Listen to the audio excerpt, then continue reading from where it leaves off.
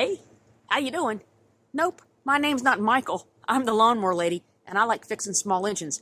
Today's video is going to help you track down and find electrical faults on things like riding mowers or even push mowers with batteries on them. Oftentimes you're going to find a battery drain on there and you don't know what the problem is. This could be a bad charging system, parasitic load like a frayed wire, or even a bad switch somewhere on there. But this video should help you understand the basics of it and how to track down these faults with very basic, simple tools that you probably already own. Things like a multimeter, okay, is all you need for a lot of this. There's some other inexpensive tools out there that I'll show you how they work as well. This particular mower is on a Toro Time Cutter SW 4200. It's a zero-turn mower. It's model number 74784. Your mower might be different, and that's okay. The principles apply the same when you're finding electrical faults. So the first thing to do when you're trying to track down battery or electrical issues is we want to test the condition of the battery. That's always a big problem with many things. Being pelted by acorns here. But another common mistake is not testing your meter. If your test equipment is bad, then your readings are going to be bad. So I'm going to set my meter over to 20K ohms, and you see it's a 1 right there, or there's no connection anywhere. Open circuit, whatever you want to call that. But if I touch the two test leads together, you will see that the meter goes to 0 ohms right there, where these are connected together. And that is the way it should be. Don't touch it. You get some ohms resistance between your body if you're touching any of these things. But generally it should go all the way down to 0. And that means our meter is in good shape. If your meter does not go down to 0, then you need to change the battery or find a different meter. So we want to turn this over to DC volts, the straight dashed line. If I was testing AC, that would be a squiggly line. But I'm going to put it on the 20 volt range because 2 volts will be too low. We're expecting this battery to be in the 12 volt range. Make sure your battery terminals are tight, and these are. That's often an issue. And then hook our negative lead to the negative portion of the battery and our positive to the positive side.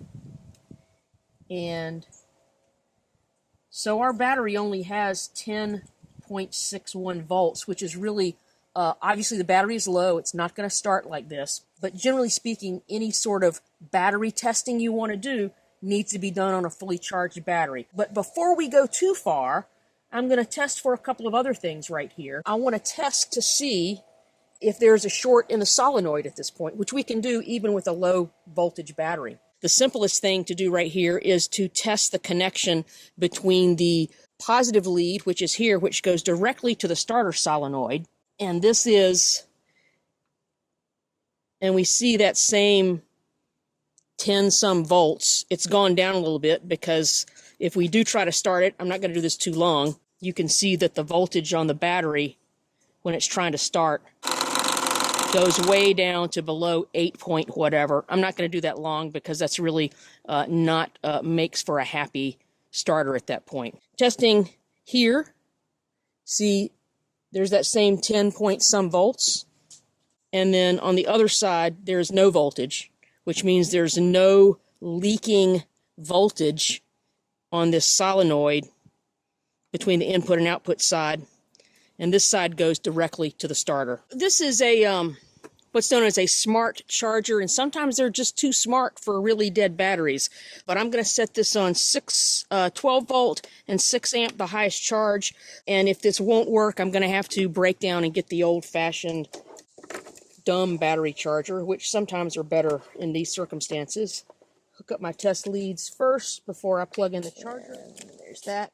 And plug in the charger. So we're going to go for the charger already shows me that it's 12 volt battery. I think it defaults to that. But I'm going to set that on to the 6 amp rating and see how this goes. Give it a few minutes. It might decide it's too smart for this charge and give up.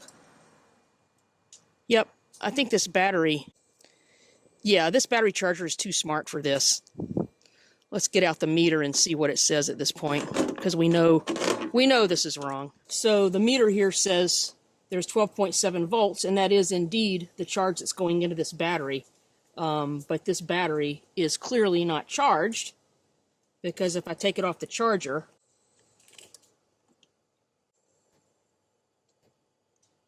$10.59. So obviously we're gonna have to get a different charger here to charge this thing up. So here's a perfectly good, inexpensive manual battery charger. Schumacher, they go by a lot of different names, but they make some reasonably good, inexpensive things. I'm going to set this on 12 volts, 6 amps. That's as fast as it will go. And plug this in, and we'll take a look at that. Hopefully you'll be able to see all that. All right, so you saw the needle go way up there. All right, and it settles on, it's putting in, about 5 amps, and your meter shows you the charge rate. I don't know if you see that or not, but the battery's only at about 25% capacity right now. And you might say, hey, just why didn't you leave the smart charger in? Because it would eventually go to sleep because it thought it was charged at this point. So let's fire on our multimeter at this point, and we're going to see the amount of voltage going in to charge this battery, and that is 13.58. So this is actually charging up this battery. So I'm going to give it a little bit, come back in an hour or so and see what it looks like. In the meantime, show you a few tricks on how to read and understand schematics. Now, a lot of folks get really intimidated by looking at schematic drawings, and the thing you got to understand is that most of your reputable manufacturers, and Toro is one of those, is going to provide you with a schematic. Now, you don't have to get into a lot of details here, but you just have to be able to follow the lines. Most schematics are going to have a breakdown of the wire color codes, and those codes are listed. You see that teeny tiny thing right there? So this says PK, and that is going to be your pink wire, okay, that you can follow along wherever it goes to. And you don't necessarily have to know what these things are, but you can at least follow along on the pink wire to determine where it is. Most of your key components are labeled, like your key switch, your starter solenoid, your PTO clutch. Here's your starter, and here's your battery. And so just to show you the couple of things that we just tested, you don't have to worry about that much, but you're going to see that we tested our battery. We tested for 12 volts between there, and we followed that red lead all the way around right here. Follow that red lead, and we followed that on to the starter solenoid, and we also checked between this lead and this lead. Solenoids is basically a switch, so that would short out those two and then send power to the starter. So you saw how easy this is to basically follow along. This is R for red wire. That's also a red wire right there. But we're going to take a few more things to look at a few things. We're obviously going to test if there's any voltage leakage via these fuses right here. There's 2 fuses on here, and I'll show you where those are. There's a 30 amp fuse, which you can see, and then there's a 25 amp fuse. And the 30 amp fuse goes to everything on the key switch. The 25 amp fuse is what goes to your voltage regulators, your rectifier, and your regulator, which is going to in turn charge your battery back up. Okay, so after a couple of hours on the dumb charger, it says that it's at 100% charge, and we can see that the charger is currently pumping in 13.79 volts. It says it's completely full. Let's take that off and read what the voltage is at this point. And you'll see it says 11.89, and you see the voltage just going down rapidly as we go. So I certainly believe this is a bad battery, and the test that I'm going to show you to try to track down a parasitic load has to be done with a fresh battery, or excuse me, a fully charged battery. So let's get this battery swapped out. It is my habit to always remove the negative lead first and replace it last. This ensures that you don't create any sparks with the positive side, and thereby igniting fumes or something like that. It also ensures that you can't ground it out to the body. So it's just a little safety thing that I do.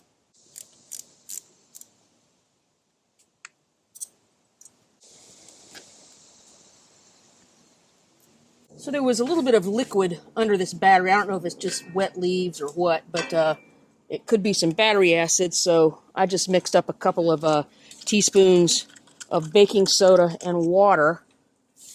Oh yeah, I don't know if you can see that bubbling or not, but that's going to get all that cleaned up so that there's no further corrosion.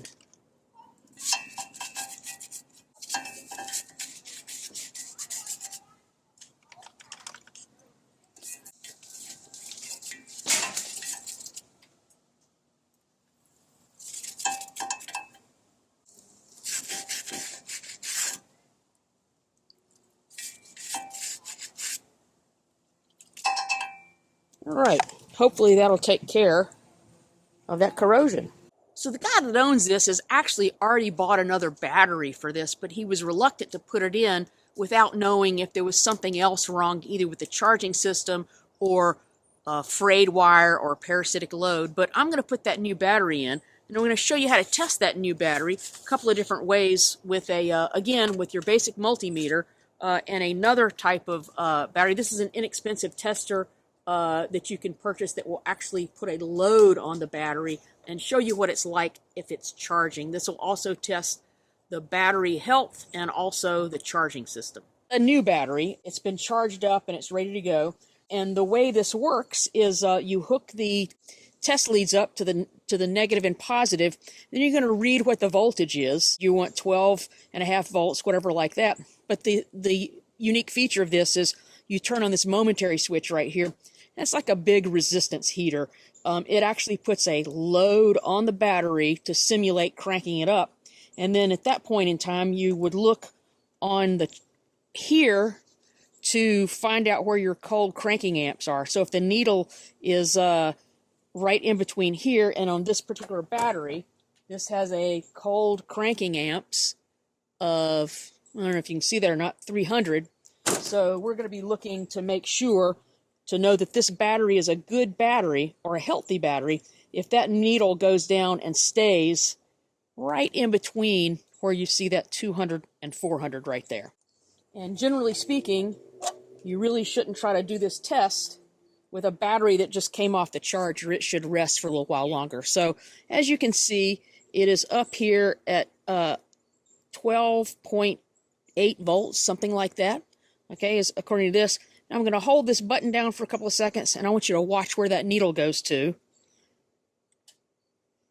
And it is right in line with that 600 cold cranking amps. So this says this is a good battery.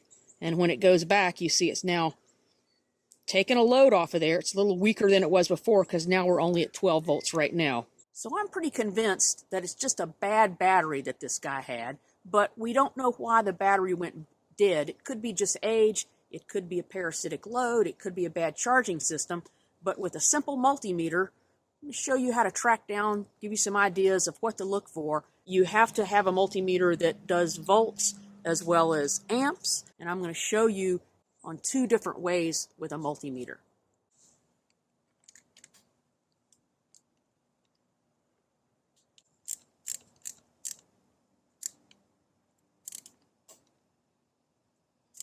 We're going to move our red lead because we're testing amperage, and we're running amperage actually through the meter. And if you notice, this side is unfused, and this is where you will burn up your meter. So I'm going to turn this over to on the 10 amp scale, and we're going to look for, because we don't know if there is a draw, but generally speaking, you shouldn't see anything here. Cars, automobiles, and whatnot, if you see more than a 50 milliamp, you need to track down the problem. So the way you test this is I'm going to put the meter literally in between the negative lead from the battery and the negative ground going to the chassis, and show you there is no parasitic load on this battery. Either there, I'll turn it to the 20 milliamp range as well. We'll test it again. And you see there is no parasitic load. So I'm going to show you what a parasitic load looks like. This happens to be a 3-watt, 12-volt bulb. It actually comes from the speedometer of several of my scooters. and I have put it into the simulate maybe a bad seat switch or something, but it's going to go through the seat switch wiring, all right? And you will see when I hook this load up now, because it's going through the battery. Let's make sure you can see that. All right. So as you can see, it is drawing a 0.23 amps load, which is 220 milliamps. Now, if I plug this into the milliamp, that is going to run it through the fuse side of this. If I do the same thing here, shows me I'm overloading my meter there. 200 milliamps. So, again, that's why you always start off on the highest load you can do if you don't know what the load is going to be. Now, the next step in determining where this parasitic load would be, of course, we know it's on the seat switch, but we don't know, if you don't know that yet, you go back to your schematics diagram, and we're going to have to start pulling fuses to determine where it is. This is easy. Got two fuses here. We've got the main fuse, which you know runs everything at that point, and the second fuse, which is the 25 amp fuse, which goes to the charging system. So our little phantom load, or parasitic load, is still on the system. And so the first thing I'm going to pull is the 25 amp fuse. Oh, see, our little light is still on. Then I'm going to pull the 30 amp fuse. And now you see our parasitic load has gone away. So we now know that it's on that 30 amp fuse somewhere on that circuit. And I'm going to have to hook up the battery terminal at this point. And double check, positive to positive. I know you can't see that, but there's a negative symbol right there. Don't hook up your battery wrong.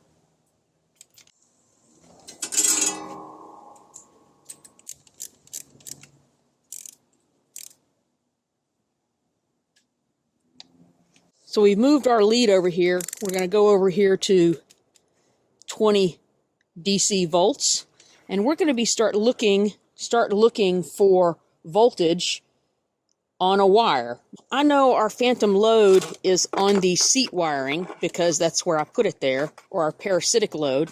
But if you did not, you're going to have to start finding each wire.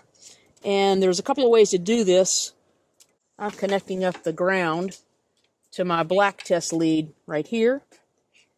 And then you actually, if you can't get to the back of any of your connectors, I am going to put a safety pin, very tiny hole in each wire, and that's a very common way of doing this. I'm going to hook up on the red right here, and you can see we're at 12.2 volts. Our parasitic load is drawn down on our battery just a little bit, but I would want to find out which wire it's on. So obviously our seat switch wire, and I'm going to poke a hole just barely in that wire with my safety pin. It's sometimes hard to get in there, and I don't want to puncture my own finger, but there you go. So now I know that this load is on this orange wire. I could be poking in wires all through the harness, but this would allow me to say, okay, I would start checking this wire to see if there's any frayed wires touching the somewhere on the body, or it could be a bad seat switch. So these are two things you can check at that point, but that would tell us exactly where the parasitic load is. Another easy way to track down which wire this is on, these are very inexpensive little tools. Auto parts stores, I'll put a link to where you can buy them on Amazon, but again, it has a very pointed end on there. And you're just looking for voltage in the system. And of course, we know it's on the orange wire, but you would connect one end of this to ground on your battery, which you see that is.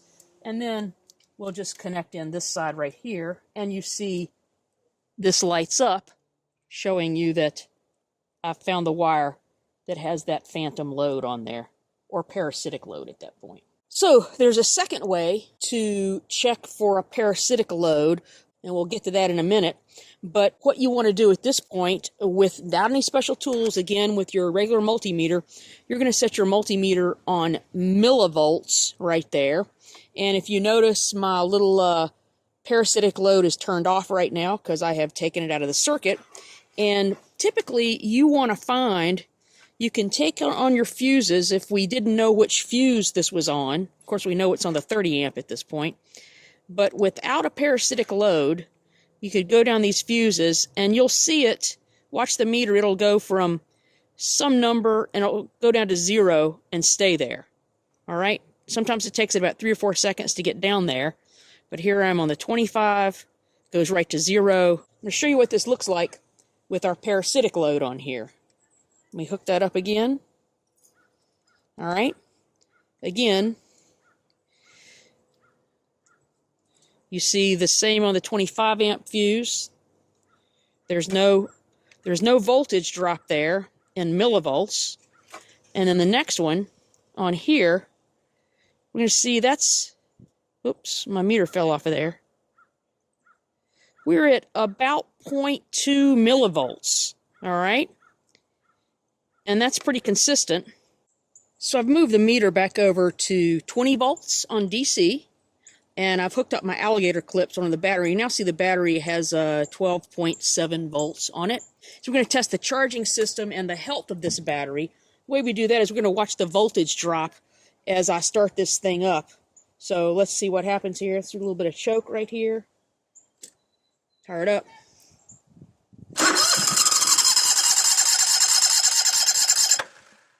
A little more choke.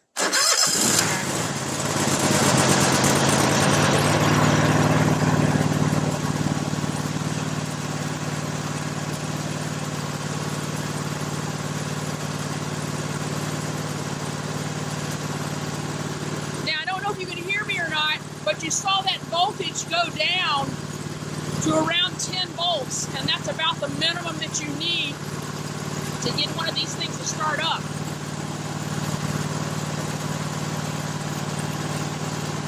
The other thing you notice is there's now 13.57 volts, and that means the alternator and the charging circuit is working on this mower.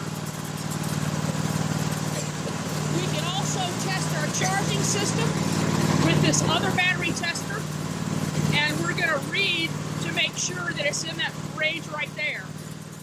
Hook this up to the battery leads.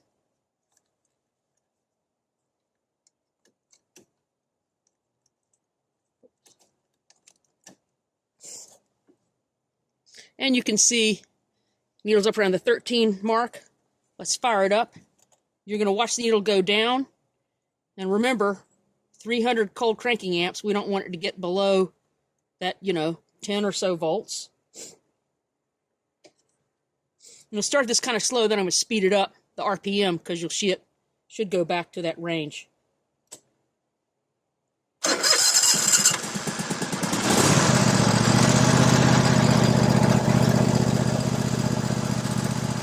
So you see the needle is there. It takes a little while for it to get warmed up and settle. I'm going to increase the RPM.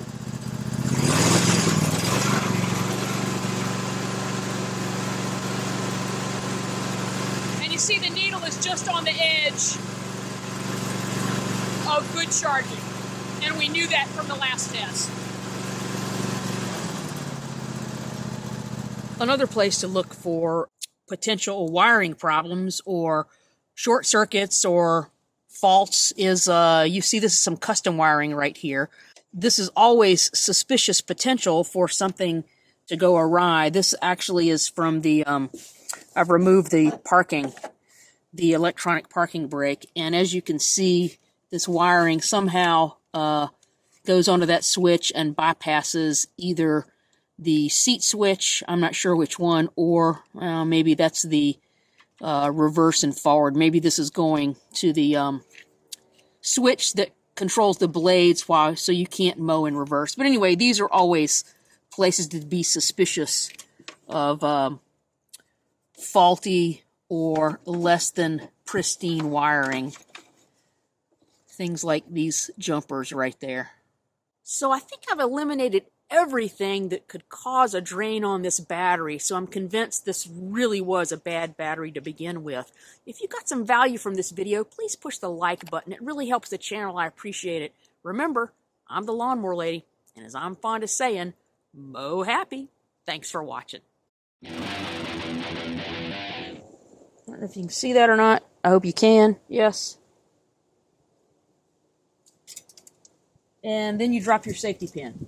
Fun fact, Michael Faraday in 1821 is one of the developers of the electric motor that we know in all of our electric tools and cars and engines. Oh, oops.